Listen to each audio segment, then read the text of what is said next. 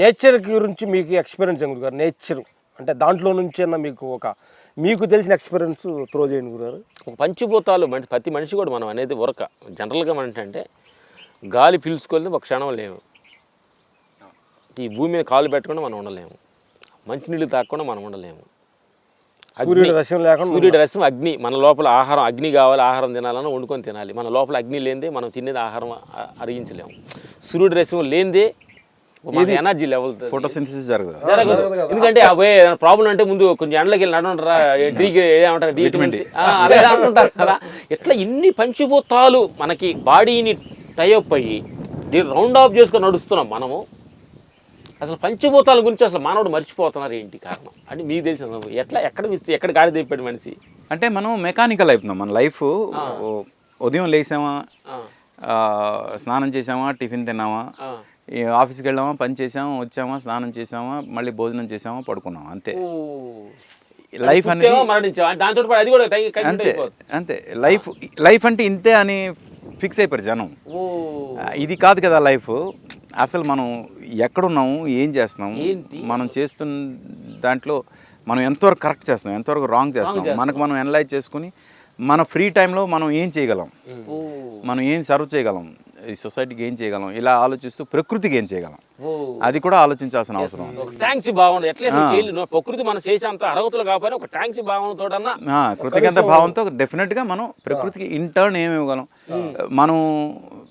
మనం ఎక్కడ మిస్ అవుతున్నాం అంటే ఇప్పుడు చెట్టు వేస్తున్నాం, ఈ చెట్టు వేసినందువల్ల నాకేం బెనిఫిట్ అని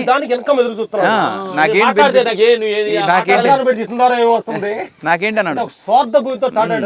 కానీ ఆ చెట్టు ఈరోజు మనకి ఉపయోగపడకపోవచ్చేమో, కానీ రేపు మన నెక్స్ట్ జనరేషన్కి ఆక్సిజన్ ఇస్తున్నాం కదా ఆ చెట్టు వల్ల. ఆ థాట్ మనం ఇస్తే మన ముందు జనరేషన్ వాళ్ళు మన గురించి ఆలోచించి ఈ చెట్టు వేశారు, అలాగా వాళ్ళ వల్ల మనం హ్యాపీగా పీల్చుకుంటున్నాం. మరి మన నెక్స్ట్ జనరేషన్కి మనం ఇవ్వాలి కదా. అంటే మనం ఒక చెట్టు వేసిన తప్పులేదు కదా. అలాగే వాటర్ని పొల్యూట్ చేయకుండా మనం ఏదో స్వార్థం కోసం ఫ్యాక్టరీస్ అని ఇవన్నీ అవన్నీ వాటి నుంచి వచ్చే కెమికల్స్ అన్నీ వాటర్లో కలిసిపోవడం వల్ల వాటర్ పొల్యూట్ అయిపోతుంది. ఆ పొల్యూటెడ్ వాటర్ వల్ల పిల్లలు అనారోగ్యంతో పుట్టడం, అనారోగ్యంతో పెరగడం, ఇలాంటివన్నీ జరుగుతున్నాయి. ఇవన్నీ కూడా మనం ప్రకృతికి చేస్తున్న ఇది. అంటే నేను ఏదో గురువు దగ్గర అన్నాను, మనిషి పుట్టి మరణించే లోపు ఏం చేయను పర్లేదు, కానీ ఎట్లా ఒక చెట్టు అన్నాడు నీకు కొంచెం ఏదో కొంచెం బాధ్యత అనేది ఒక పెద్ద గురువు అని చెప్పాడు. అవును. ఒక్కసారి ఊహించండి, 700 కోట్ల మంది ఉన్నాం మనం ప్రపంచం మీద.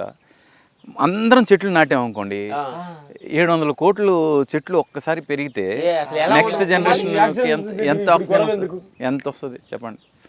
అవి మనం మర్చిపోతున్నాం. ఈవెన్ మనం ఎయిర్ పొల్యూషన్ కానీ, ఇప్పుడు మనం వెహికల్స్ వల్ల వచ్చే పొల్యూషన్, అలాగే ఫ్యాక్టరీస్ వల్ల వచ్చే పొల్యూషన్, ఈ పొల్యూషన్స్ అన్నీ కూడా గాలిని మనం పొల్యూట్ చేసేస్తున్నాం.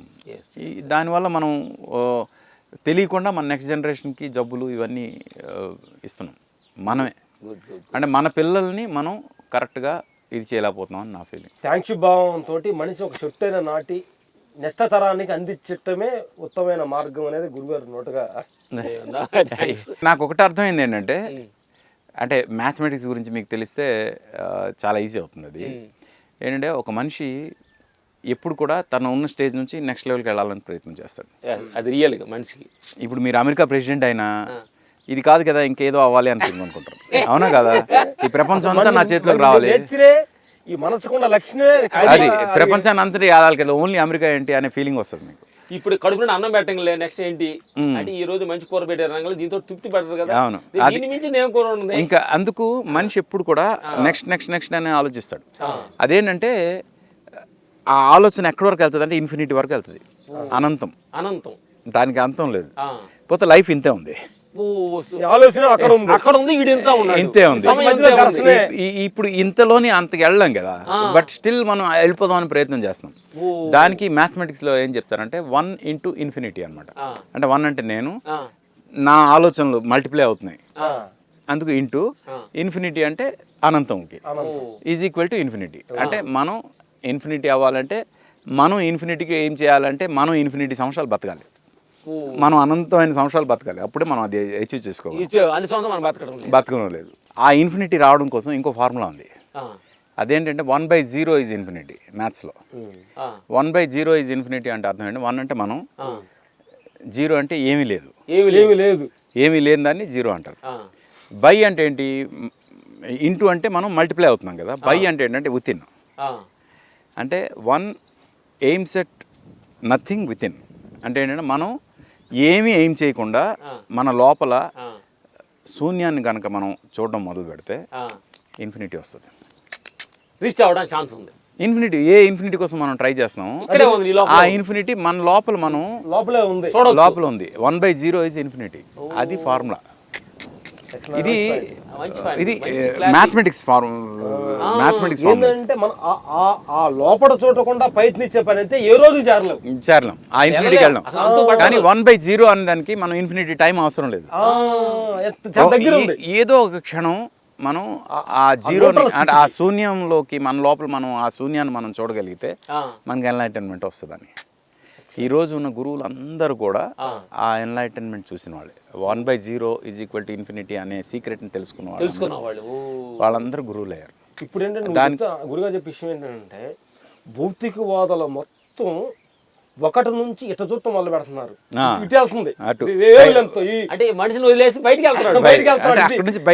ఆస్తులు పాస్తులు పేర్లు ఇట్లాగా గురువులు అంటే సద్గురువులు ఏంటంటే లోపల చూడటం మొదలు పెట్టేశారు చాలా దగ్గరగా. ఏంటి ఇటు బయట చూసిన మనిషి పుట్టుకో మరణం ఎప్పుడైతే దగ్గరికి వచ్చేసిందో అప్పుడు ఏడుపులు స్టార్ట్ అయిపోతుంది. జనాలు ఇంకా బతకాలని చెప్పి ఇలాంటి యాక్షన్ ఏడుపులు పెడబులతో మరణం. కానీ ఇన్ఫినిటీ ఆల్రెడీ చూసిన వాళ్ళకి అసలు చావు అనేది కూడా అది మామూలు విషయం. ఎందుకంటే ఇన్ఫినిటీ ఏంటో మనకు తెలిసిపోయింది కదా, అది ఒక ఫ్రాక్షన్ ఆఫ్ సెకండ్ లో తెలియచ్చు మనకి. దానికోసం మనం ఎన్నో దీనికి వెళ్ళాల్సిన అవసరం. అంటే మీరు ఒకసారి ఊహించండి, ఏ ఆలోచన లేకుండా మన లోపల ఒక శూన్యాన్ని ఒక్క క్షణం అనుభవించగలిగితే అదే ఇన్ఫినిటీ. ఆ ఇన్ఫినిటీ మనం చూస్తే ఎన్లైటన్ అవుతాం. దానికోసం మనం టైం స్పెండ్ చేస్తే డెఫినెట్గా ఏదో టైంలో వస్తుంది మనకు ఉండాలి. అది ట్రై చేస్తే అసాధ్యం అయితే కాదు. ఎందుకంటే ఆల్రెడీ ఋషులు దాన్ని ఫాలో అయ్యి వాళ్ళు శూన్యం చూసి మరణం లేకుండా జయించిన వాళ్ళు ఉంటారు కదా. అందరూ పిలిచి శిష్యుల్ని పిలిచి గురువు గారు అంతే చచ్చిపోతాను ఆనందంగా ఎంజాయ్ చేసిన గురువులు చూసాను. అంతేందుకు ఇచ్ఛామృత్యు అని యోగా చేసిన వాళ్ళకి వాళ్ళు ఏంటంటే యోగా చేస్తూ వాళ్ళు ఎన్ని స్టేజెస్ దాటుతారంటే ఈ క్షణం నేను చనిపోవాలి అనుకుంటే ఆ క్షణం వాళ్ళు అలా మెడిటేషన్లోకి అలా చనిపోతారు. అంత ఈజీ వాళ్ళు. అంటే ప్రాణం పండిన తర్వాత చెట్టుకి ఎంత ఊడిపోయి అంత ఈజీ కింద పడిపోతుంది, అంత ఈజీగా వాళ్ళు ఎప్పుడు కావాలంటే అప్పుడు జస్ట్ లైక్ దట్ అలా బాడీ నుంచి ఆ ప్రాణాన్ని అలా పక్కకు పెట్టగలరు. మీకు కన్నడ హీరో రాజ్ కుమార్ గారు తెలుసు కదా, ఆయన యోగాలో చాలా పెద్ద ఎక్స్పర్ట్. ఎంత ఎక్స్పర్ట్ అంటే ఆయన చనిపోవడం కూడా ఆయన కంట్రోల్లోనే, ఆయన కోరుకుని చనిపోయారు అంతే, సింపుల్. అంటే ఇప్పుడుతో నాకు చాలు లైఫ్ అనుకుని మానవ జీవితం చాలు అనుకుని ఆయన సింపుల్గా నేను చనిపోవాలనుకుంటున్నాను చనిపోయారు అంతే. ఇచ్ఛామృత్యు అంటారు దాన్ని. అంటే వాళ్ళ చావుని వాళ్ళే ఎప్పుడు కావాలంటే అప్పుడు వదిలేసేలాగా. ఈ మధ్య ఒక వీడియో ఒకటి వైరల్ అవుతుంది. ఒక బుద్ధిస్ట్ మాంక్ జస్ట్ వచ్చి అలా పడుకుని ఓ 3-4 నిమిషాలు అలా పడుకుని అలా చనిపోయాడు. చనిపోతే వెంటనే ఆయన బాడీ తీసుకెళ్ళి ఇది చేశారు, క్రిమేషన్కి తీసుకెళ్ళిపోయారు.